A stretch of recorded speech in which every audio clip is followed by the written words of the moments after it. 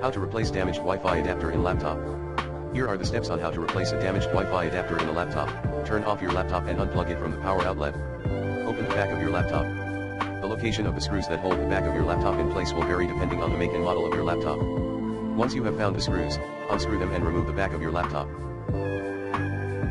Locate the Wi-Fi adapter.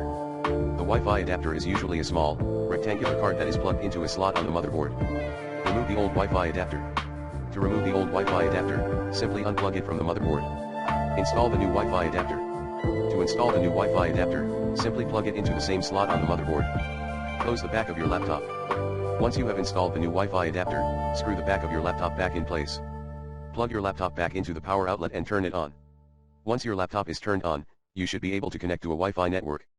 Here are some additional tips that may help you replace a damaged Wi-Fi adapter in your laptop. Make sure you purchase the correct Wi-Fi adapter for your laptop. The Wi-Fi adapter you purchase should be compatible with the make and model of your laptop. Be careful when handling the Wi-Fi adapter. The Wi-Fi adapter is a delicate component and can be easily damaged. If you are not comfortable replacing the Wi-Fi adapter yourself, you can take your laptop to a qualified technician.